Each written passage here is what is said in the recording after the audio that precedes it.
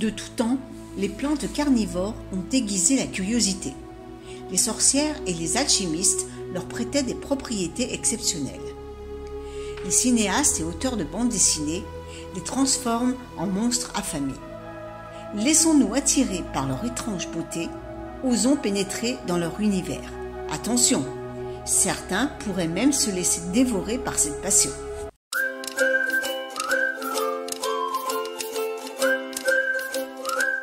Toutes les plantes ont besoin de divers nutriments pour se développer. En général, elles trouvent ces substances dans le sol et les captent grâce à leurs racines.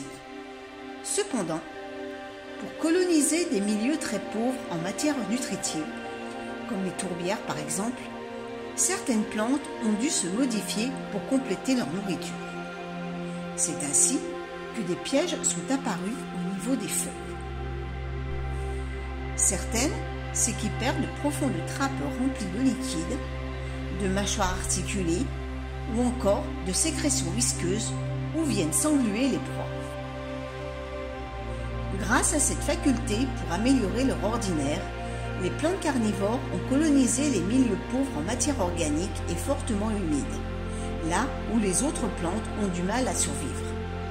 Les plantes carnivores peuvent être aquatiques, terrestres, grimpantes et même épiphytes, vivant sur les branches ou les troncs des arbres.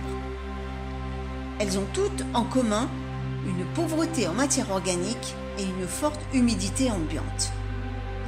Elles sont présentes sur tous les continents, excepté les zones arctiques et polaires. Personnellement, j'en ai rencontré au col du Soulor, dans les Hautes-Pyrénées. On pourrait facilement voir dans les plantes carnivores des créatures à mi-chemin entre le végétal et l'animal. Toutefois, la présence racinaire, la sève et la photosynthèse attestent leur appartenance au monde végétal. Leur nourriture est composée d'insectes, d'acariens et autres petits invertébrés. Il y a cependant un point sur lequel je voudrais éclaircir. Aucune plante carnivore n'attaque ses proies. Ne pouvant se déplacer, ces plantes attendent patiemment leurs victimes. Les pièges sont toujours les feuilles, jamais les fleurs. Ces dernières accueillent les insectes pour assurer la pollinisation. Pour attirer ces proies, elles arborent de vives couleurs écarlates, dégagent souvent une odeur forte et sécrètent des sucs dont les insectes raffolent. Une fois pris au piège, l'insecte ne peut plus s'échapper. La plante sécrète des enzymes digestifs qui dissolvent la proie pour la rendre assimilable par l'épiderme végétal. La seule partie qui n'est pas assimilable est le squelette ou la carapace de l'insecte.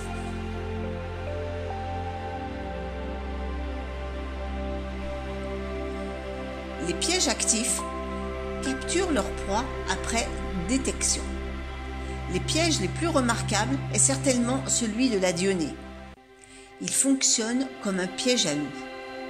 La fermeture s'opère en 2 temps. Le premier temps est très rapide. Les grands poils entourant la feuille se replient comme pour former une cage. Le deuxième temps, plus lent, la feuille se referme complètement. Un 30e de seconde suffit à la feuille pour se fermer. Si la fermeture est déclenchée par un objet non alimentaire, les mâchoires s'ouvrent à nouveau au bout de 2 à 3 jours. Dans le cas contraire, les cellules du piège émettent des enzymes digestifs. 2 à 3 semaines seront alors nécessaires pour une digestion complète. Quand le piège s'ouvre à nouveau, il ne reste plus qu'une carapace desséchée. Au cours de sa vie, la feuille effectue 3 digestions, après quoi le piège noircit et meurt. Cependant, la plante émet sans cesse de nouvelles feuilles. Le piège dispose à l'intérieur de poils sensitifs pour activer sa fermeture. Il faut que la proie touche simultanément 3 poils.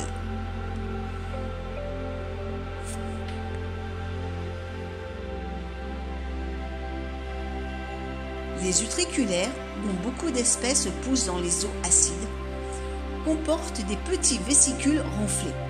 Lorsqu'un petit animal, comme les daphnies, vient toucher un poil sensitif, une valve s'ouvre et aspire rapidement l'eau en entraînant l'animal à l'intérieur.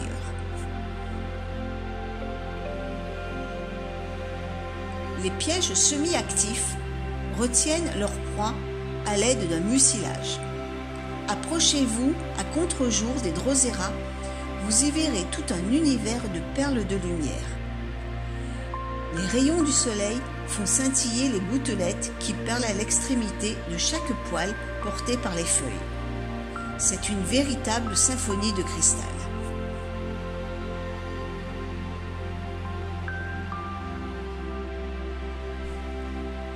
Ces merveilleuses gouttelettes sont en fait de redoutables pièges gluants pour les insectes. Attirés par la brillance de ces feuilles, ils s'engluent sur ces perles collantes.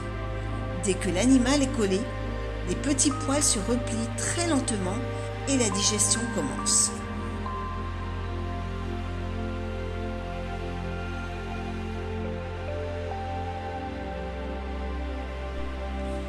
Un autre piège à glu est la feuille collante.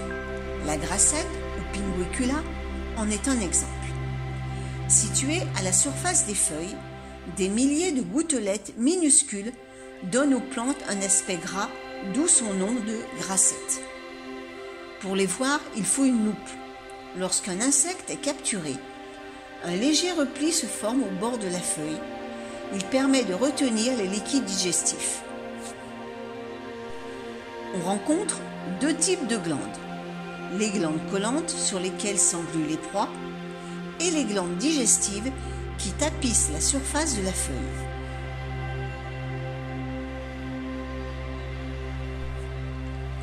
Les pièges passifs attendent leur proie en les attirant par des couleurs et des nectars.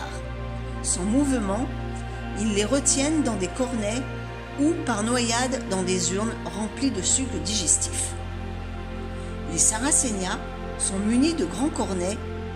Le capuchon qui se trouve à son extrémité sert à abriter le piège des précipitations.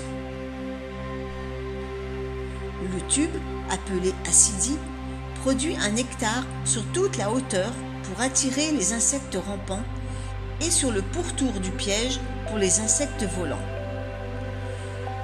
Il rentre dans le piège, dont les parois sont tapissées de poils orientés vers le bas, qui interdisent toute remontée. L'insecte finit par glisser dans le fond et est tranquillement digéré par la plante. Les restes des proies s'accumulent au fur et à mesure. Chez la Sarracenia psittacina, l'orifice se trouve sous le capuchon qui présente des taches blanchâtres. Semblables à des petites fenêtres, elles ont pour rôle de tromper la proie. Croyant des ouvertures, il se perd ainsi dans ce labyrinthe de lumière et finit par tomber au fond du piège. Les Nepenthes sont des plantes en majorité natives du sud-ouest asiatique. Majoritairement terrestres, parfois épiphytes, ces lianes grimpantes peuvent atteindre 15 mètres. Elles se rencontrent en forêt, dans les espaces lumineux et humides en permanence. Le piège est une urne qui se balance au bout d'un pétiole. Au fond de cette urne se trouve un liquide chargé d'enzymes. Selon les espèces, ces urnes peuvent prendre des formes et des couleurs extraordinaires. Leur taille varie de 4 cm à plus de 30 cm.